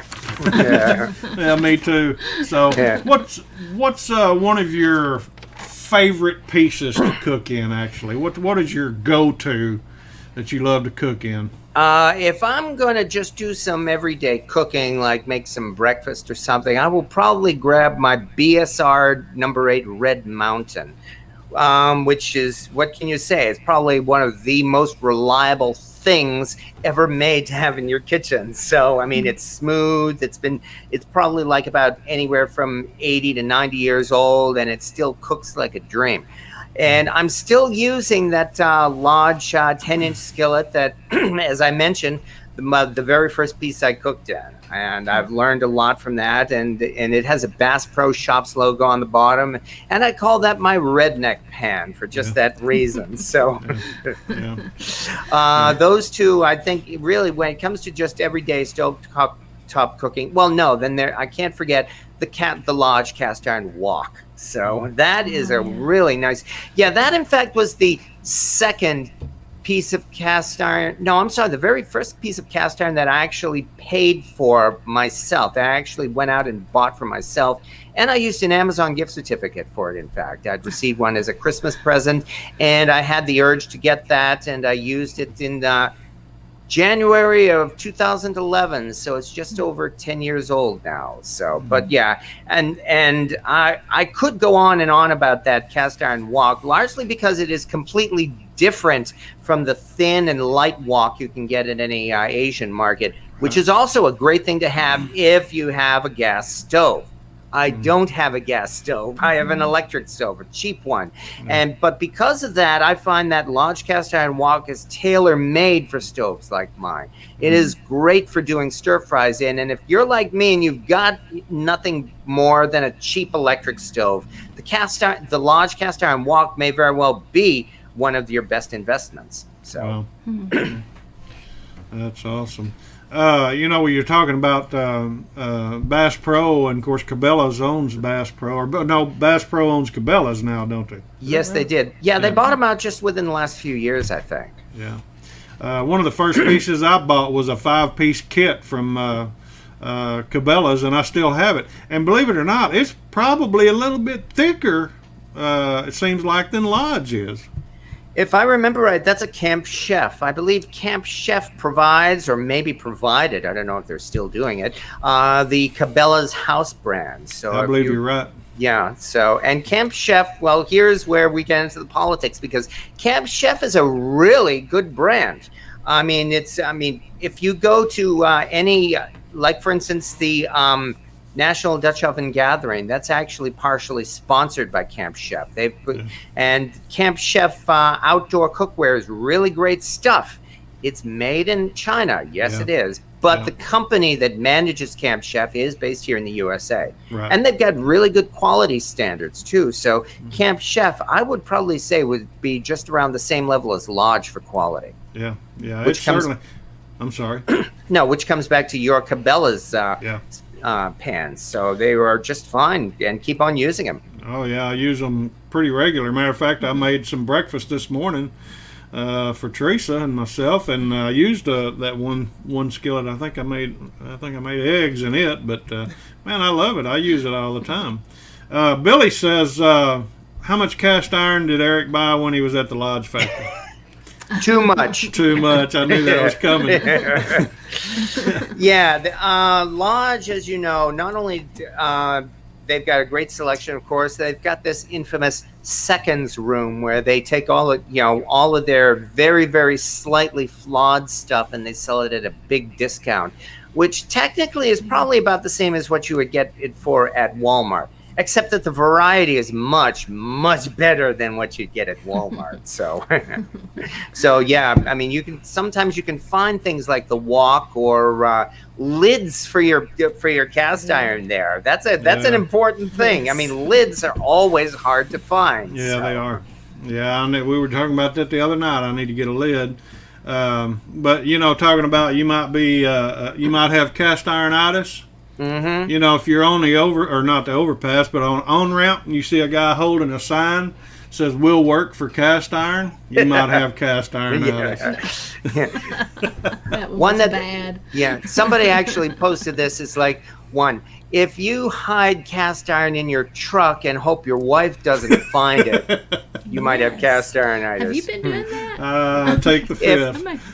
If one of your greatest fears is that when you die, your wife will sell your cast iron for the price you told her you paid for it, you might have cast ironitis. You're in trouble. Yeah. I'm going to say one thing about my wife. She has been real supportive. She's been real helpful on cast iron. She buys stuff for me all the time. I get stuff for Father's Day or Christmas, and she's been a trooper on that. She doesn't really say too much unless we get into some kind of arguments. And you sure spend a lot of money on cast iron and your toys, But if you decorate your cast iron with Christmas lights, you might have cast ironitis. That's bad. You've seen people with their Dutch oven Christmas trees.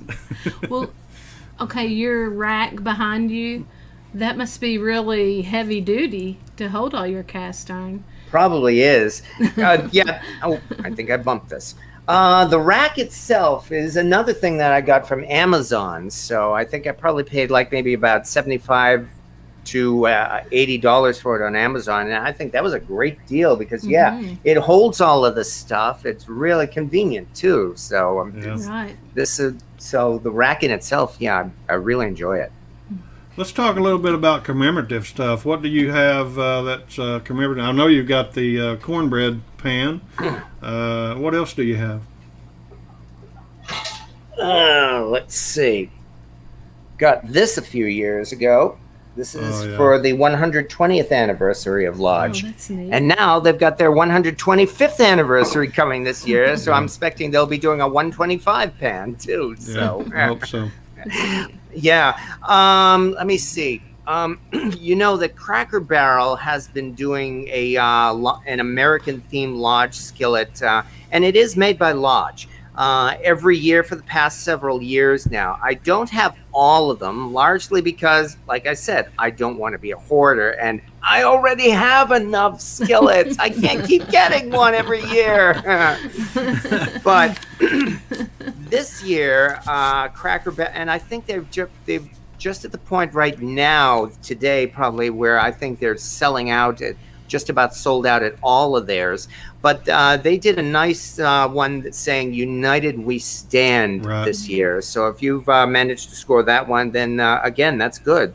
So just like Lodge also for the last 3 years or so produced a Made in America series skillet. Funny, this year they have not done a Made in America skillet. Yeah, they started that in 2018, wasn't it? Yes, they did. So, yeah. In fact, the 2018 one, if I may say so, my godson was born in 2018, and I made a point of getting one of those and giving that to him as a gift. Yeah, I gave it on his mother's baby shower. So, he's always going to have a cast iron pan with the year he was born on it. So that's a great idea. Yeah, cast iron makes a great gift, doesn't it? For not only just Christmas or Father's Day or weddings, like you mentioned. It changed my life. Yeah. Well, we do that. We buy a skillet when we we go to a wedding or have someone we know. Our son's friends getting married. That's what we do. And it's an easy present too. It's like, we're having a pot. No, what is this? One of those Yankee swaps at work for Christmas. What are we gonna do this year? Well, let me just go to the give it away pile and pull out a skillet. So. Billy's asking, did anyone get the Rosie Riveter skillet? That was last year. You got one? Yeah, I fell for that one, yes. But and in fact, I've got a video especially dedicated to the Rosie skillet. So, and I'm glad to have it too, because I'm trying not to get political here. In that, it was a nice coincidence that Lodge produced the Rosie the Riveter skillet just when, the pandemic was hitting. Yes. So, I mean, they obviously didn't plan it that way, but it just turned out that way because, as you know, Rosie was a great symbol of the war effort. Right. And what's more, kudos to Lodge as well, that they did not use the pandemic as a selling point for their Rosie skillets. Yeah. So they really took the high road on that. And that's one reason why I'm really proud to own the Rosie skillet. Yeah. One more plug for Lodge as well, if you don't mind. And no, they're not paying me for it. Lodge, all of my dealings with Lodge, the people I've met from them in person and the dealings I've had with them, they are really a world-class company, and they're really great to deal with. So, which is another reason why, not just because, you're buying American when you buy a Lodge skillet, you're also buying really from a really great company that I think deserves your business. And so that's why, coming back to the very beginning of this, if you want to get your very first cast iron pan, well, again, go to Walmart or TJ Maxx or something and get yourself a 10-inch Lodge skillet. I mean, it comes from a great company, and it's really something that you're going to have for the rest of your life as you learn how to cook in cast iron. Yeah, I'll have to second that. I made a little like a news type video just to let everyone know when that happened, when the pandemic happened. It changed our whole world, and Lodge was so good about keeping their employees that they were paying them even though they had to just run a skeleton crew in their factory. Of course, they couldn't shut the foundry part down. They had to keep that fired up because it takes so long to fire that up. But they were paying all their employees, and that was impressive to me. So I did a little short video on that a while back. But they are top notch. I mean, they're just a great company, and I think they're going to be around for a long time. Now, I know they've certainly had their ups and downs. If you go back and look at any of their history, they've certainly had their ups and downs, but they are top notch, I think, myself. And they're not paying me either, but now if they want to get in touch with either me or Eric, we'd certainly be happy to sponsor that. Yeah.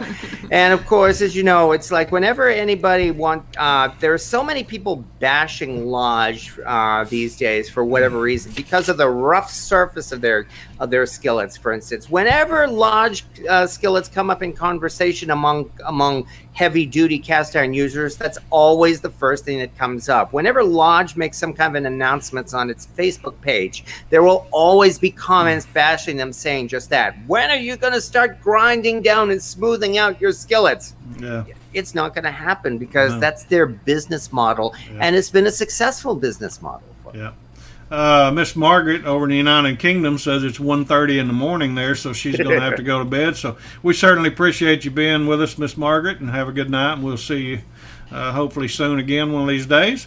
But you're right. I mean, they're not going to change that. That's, there's certain things that people really don't realize about Lodge, and just like pre-seasoning.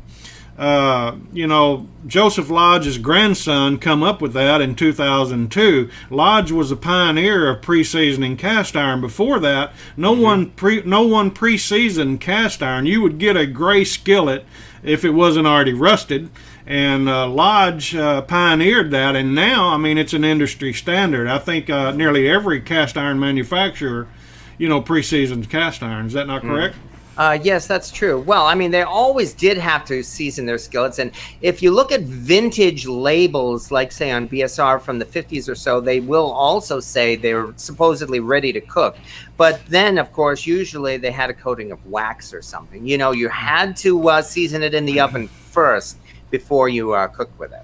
And Lodge pioneered, like you said, the factory seasoning. Yeah, and you mentioned something earlier. I thought about it when you said it, and I didn't elaborate on it a little bit, or have you elaborate on it. But some of your cast iron was actually painted.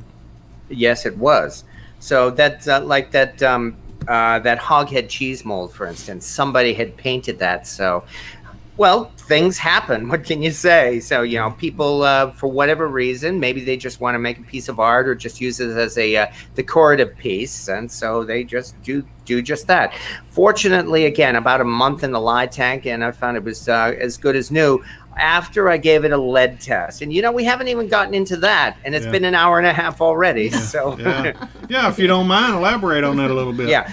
Well, just the whole thing about lead in cast iron, unfortunately. So, I mean, what can we say? It's like over the years, there have been reasons why some cast iron pieces have unfortunately been contaminated with lead. And it's because of that we do have to be careful.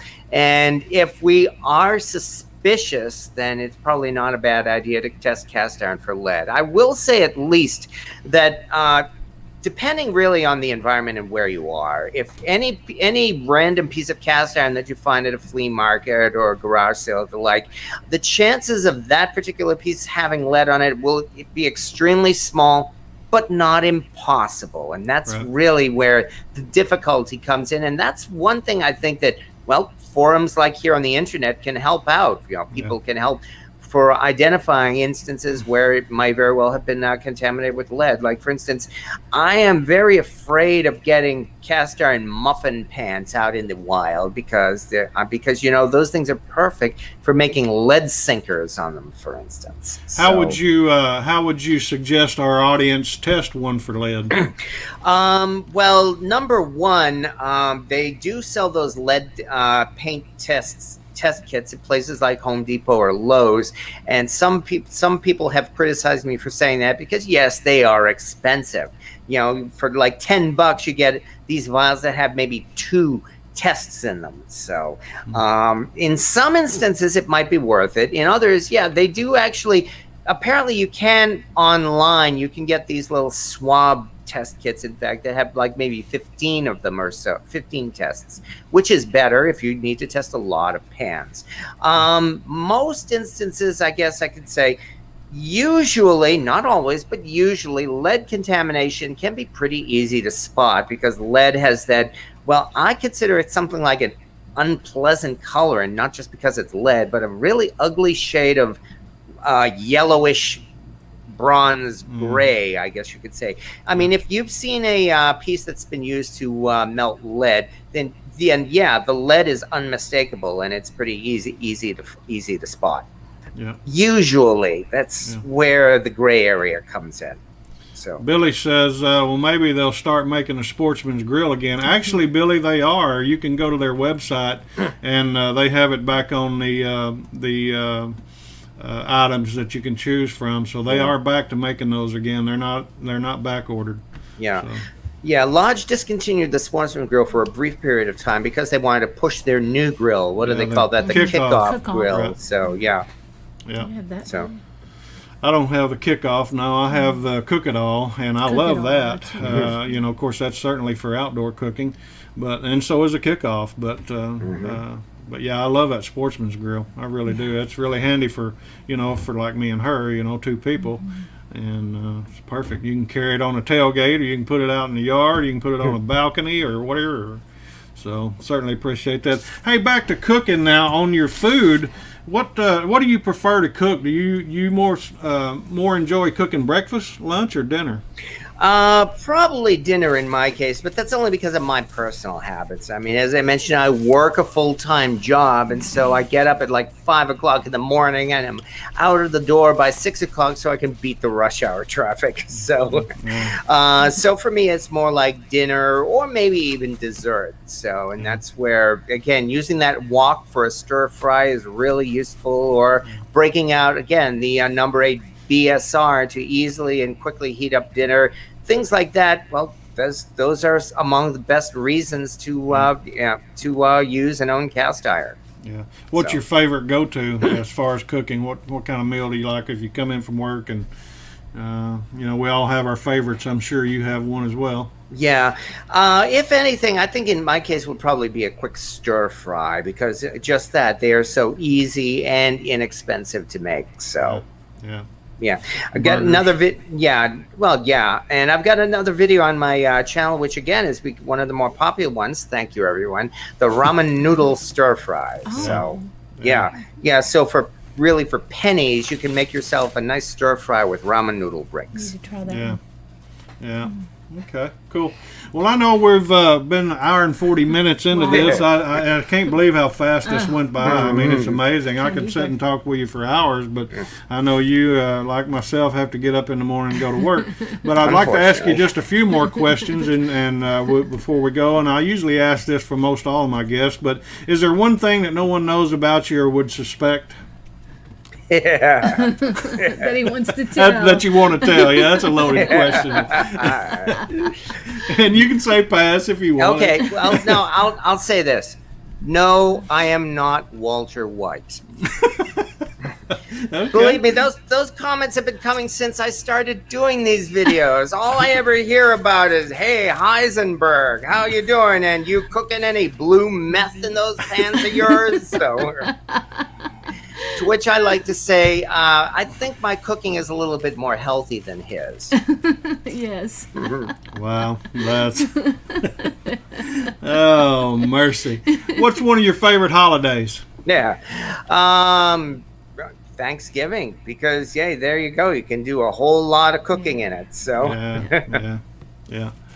I love Thanksgiving too. We cook a lot of stuff. Matter of fact, this past yesterday we have picnics. They call them picnics here in our area.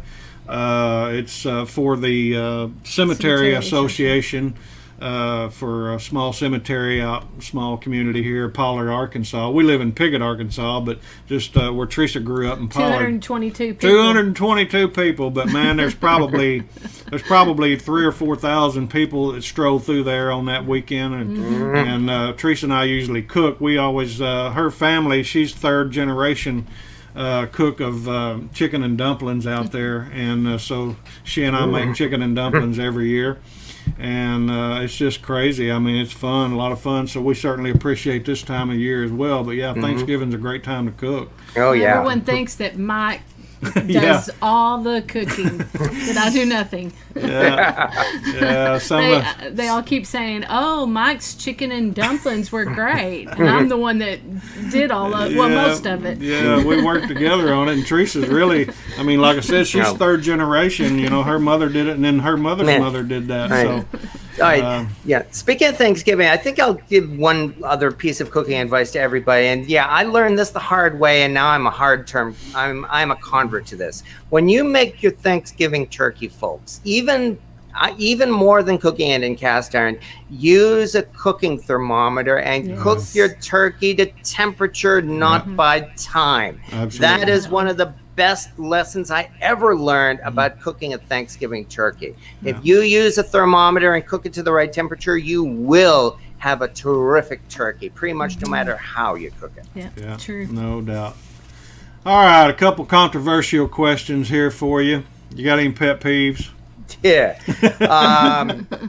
Politics, I guess, more than anything else. The politics and the drama that happens in any hobby, and even in this cooking hobby. So that's one of the things we have to keep off the cast iron cooking group too, because I mean, especially the ones for no matter what, it's like I think we can describe it this way: how dare you cook something in your cast iron that I don't like? You know, how dare you cook squirrel or possum or purple sweet potatoes or tomatoes or tilapia or sugar in cornbread or chili with beans, and people don't just comment about it. They have to go out of the way and start these ridiculous arguments over it. So as far as pet peeves go, there you go.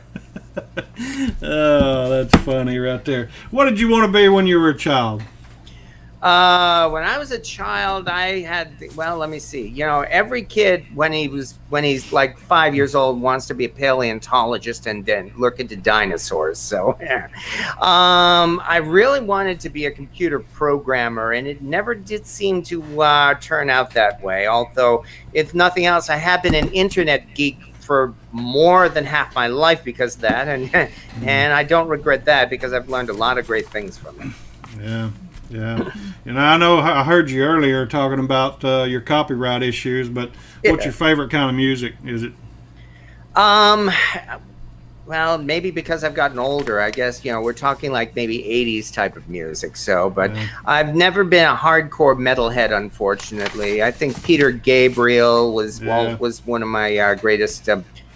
My favorite, that and the Beatles. So I grew up a second generation Beatlemaniac. My mom was one of the original Beatlemaniacs in the 60s, and so because of that I ended up listening to her music as I grew up. So I grew up to the Beatles, the Who, the Moody Blues. So now of course they consider all that not just to be classic rock, but old fuddy-duddy rock that only our parents listened to. Yeah, those are relics now, right?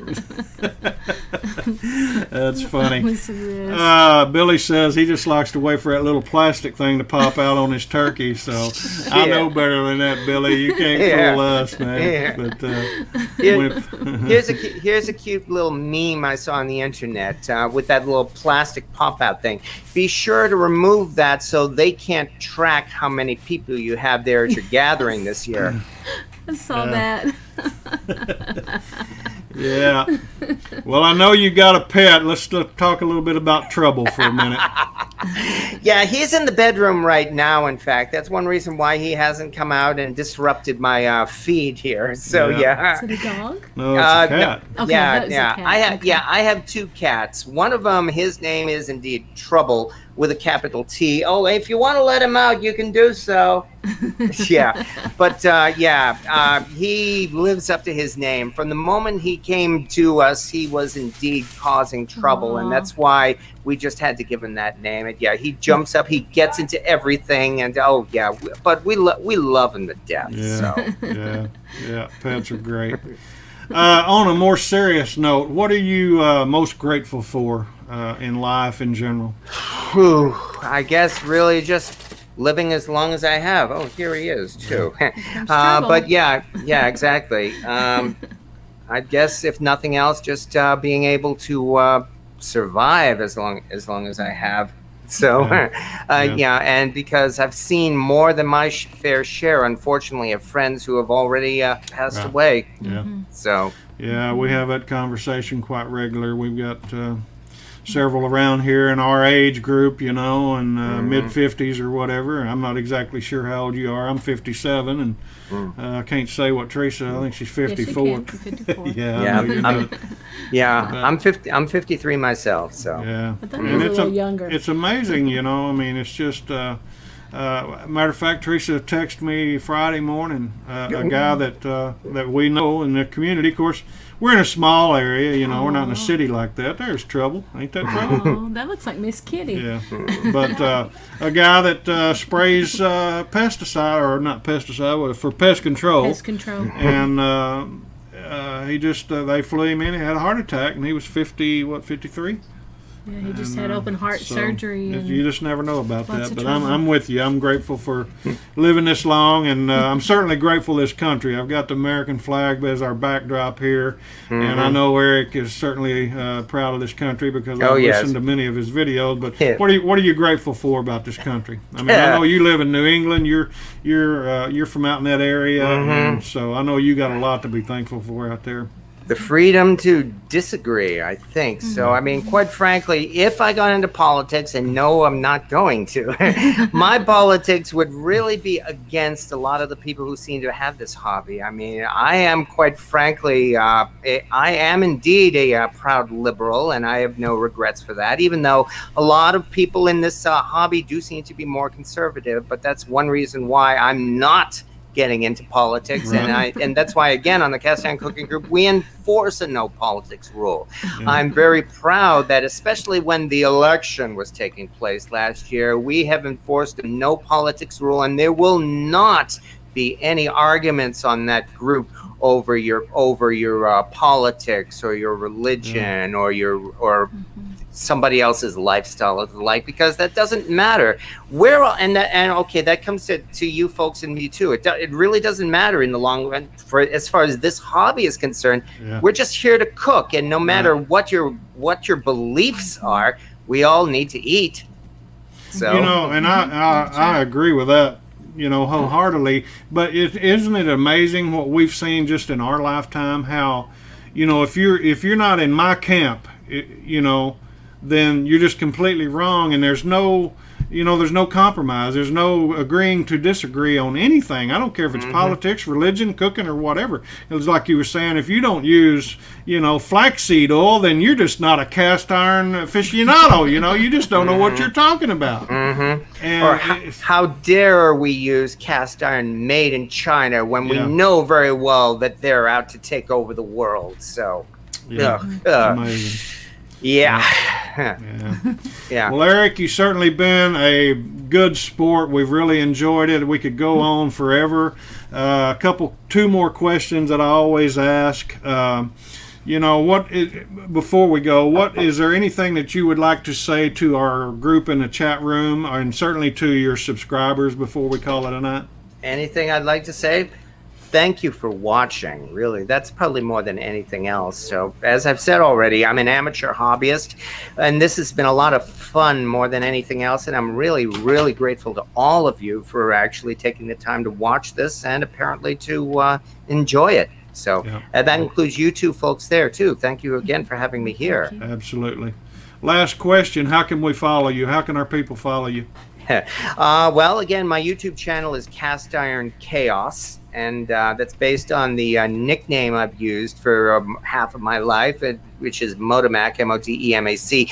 That's a name I chose for myself when I was first becoming a computer geek, and I've always liked that nickname.